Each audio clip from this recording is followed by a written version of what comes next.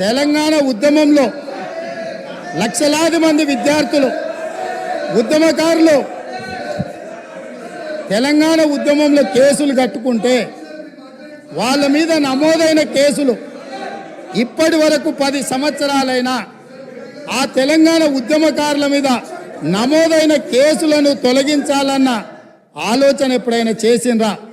నేను ఈరోజు మీ ద్వారా అడగదలుచుకున్నా, ఈరోజు మీ ద్వారా తెలంగాణ ప్రజలకు నేను చెప్పదలుచుకున్నా. జూన్ 2, 2014 నాటికి తెలంగాణ రాష్ట్రం ఏర్పడే రోజుకు గౌరవనీయులైన మాజీ ముఖ్యమంత్రి వర్యులు కల్వకుంట్ల చంద్రశేఖరరావు గారు వారి కుటుంబ సభ్యుల మీద ఉన్న ఉద్యమ కేసు ఎన్ని? తెలంగాణలో లక్షలాది మంది విద్యార్థులు, నిరుద్యోగ యువకులు, ఉద్యమకారుల మీద ఉన్న కేసులు ఎన్ని? ఈ తెలంగాణ రాష్ట్రం ఏర్పడ్డ తర్వాత, వాళ్ళ ప్రభుత్వం ఏర్పడ్డ తర్వాత వాళ్ళ మీద తీసిన కేసులన్నీ, తీసుకున్న ప్రత్యేక కార్యాచరణ ఏంది?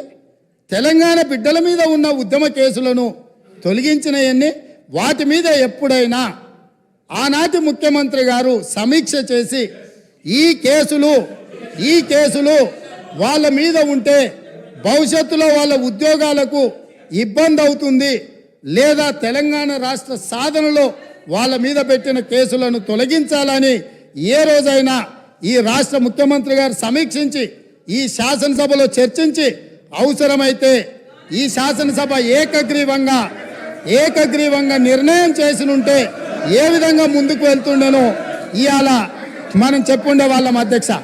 అందుకే అధ్యక్ష, వాట్ ఈస్ ద అధ్యక్ష, ఐఎమ్ నాట్ ఈల్డింగ్ అధ్యక్ష. అయితే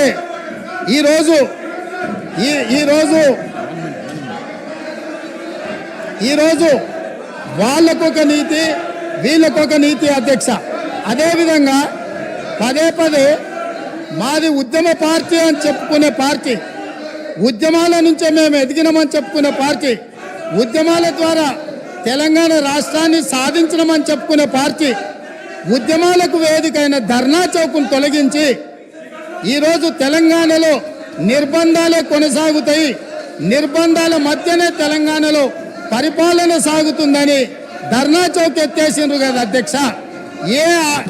ఏ ఆదర్శం వీళ్ళు చెప్పదలుచుకున్నారు?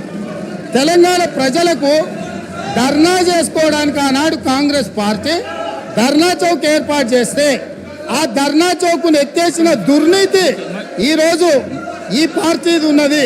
కాబట్టి ఇలా ధర్నా చౌక్ను మేము పునరుద్ధరిస్తే, ప్రజల పక్షాన ధర్నా చౌక్ను మేము పునరుద్ధరించి ప్రజలకు హక్కులు ఇవ్వదలుచుకుంటే అభినందించాల్సింది పోయింది. అదేవిధంగా నేను ఒక సూచన చేస్తున్నా అధ్యక్ష, ఇవాళ ప్రజల హక్కుల కోసం, ప్రజల యొక్క అభివృద్ధి కోసం ధర్నా చౌక్ను మళ్ళీ తిరిగి ప్రారంభించినాం. ప్రజాస్వామిక స్ఫూర్తిని నిలబెట్టాలంటే ఇక్కడ అడ్డుకోవడం కాదు, ఇక్కడ ప్రజలకు మేము చేయదలుచుకున్న మంచిని చర్చ జరగకుండా ఈడ అడ్డుపడడం కాదు. కల్వకుంట్ల తారక రామారావు గారు ఆ ధర్నా చౌక్లో, మేము ఓపెన్ చేసిన ధర్నా చౌక్లో ఆమరణ నిరాహార దీక్ష చేస్తే తెలంగాణ సమాజానికి కూడా ఒక మంచి సందేశాన్ని ఇచ్చినట్టు ఉంటుంది. కాబట్టి అక్కడ ఉన్న వాళ్లకు జ్ఞానోదయం కలిగి తిరిగి మేము ప్రారంభించిన ధర్నా చౌక్లో ధర్నాలు చేసుకునే స్వేచ్ఛ వాళ్లకు మేము ఇవ్వడం జరిగింది అధ్యక్ష. అందుకే వాళ్ళని అక్కడ ధర్నా చేసుకోమని చెప్తున్నా అధ్యక్ష. అదేవిధంగా